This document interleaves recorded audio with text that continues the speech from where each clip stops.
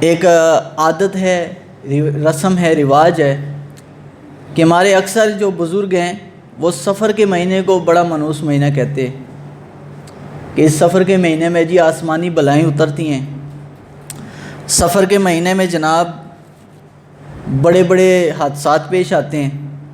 ہم تو چھوٹے ہوتے تھے تب تو بڑی ایسی باتیں سننے کو ملتی تھی، خاص کر عورتوں میں۔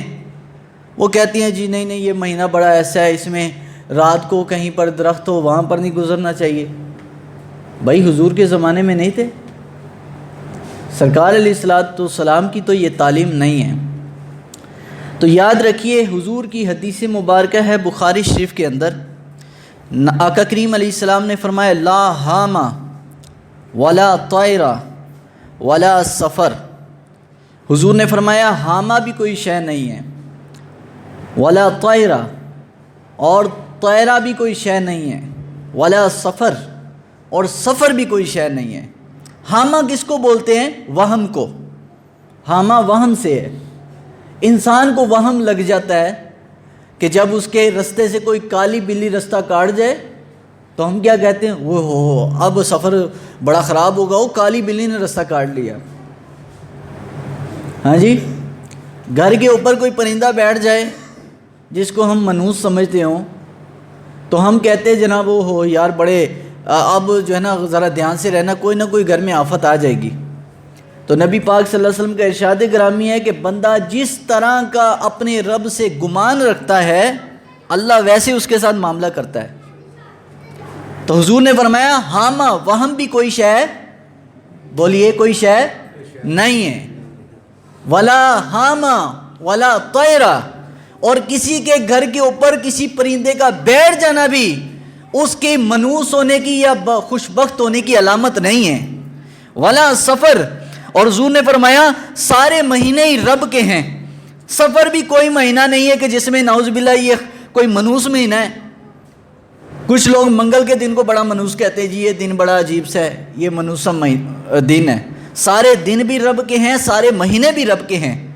نہ تو کسی کے کہنے سے دن کوئی منحوس ہوتا ہے، نہ تو کسی کے وہم سے کوئی کسی کا نقصان ہو سکتا ہے، بلکہ ہمارے بعض لوگ کہتے ہیں جناب اس کو بیماری ہے تو یہ بیماری بھی ہمیں اس سے لگی ہے۔ تو یہ بھی ایک وہم ہے انسان کا کہ بیماری مجھے کسی سے لگ جائے گی، کسی کا جھوٹا کہنے سے۔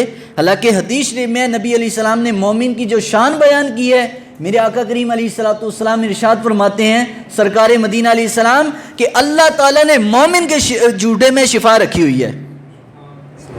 مسلمان ہم آپس میں ایک دوسرے کا جھوٹا بھی نہیں پیتے، ایک برتن میں ہم نے علیحدہ علیحدہ برتن بھی رکھے ہوئے ہیں گھر میں۔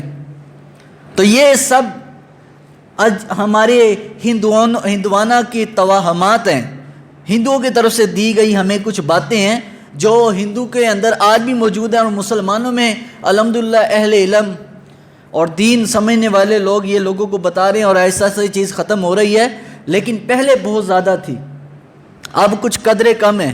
لیکن یہ یاد رکھیے نہ تو کسی سے آپ کو بیماری لگے گی، بیماری لگانے والا شفا دینے والا کون ہے؟ اللہ۔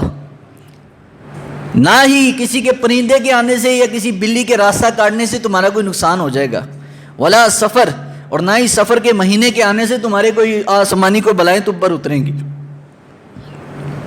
تو یہ سفر کے مہینے کے حوالے سے تھا جو حضور نے بخاری شریف میں ارشاد فرمایا۔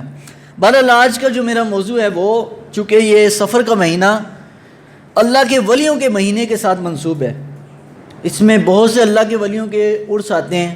اعلیٰ حضرت فاضل بریلوی رحمۃ اللہ علیہ، پیر مہر علی شاہ صاحب رحمۃ اللہ علیہ، حضرت داتا گنج بخش علی حجویری علیہ رحمہ، اور حضرت امام ربانی مجدد الفسانی رحمۃ اللہ علیہ، یہ بڑے بڑے امت کے اولیاء کاملین اکابر اولیاء، ان کے عرس ہیں۔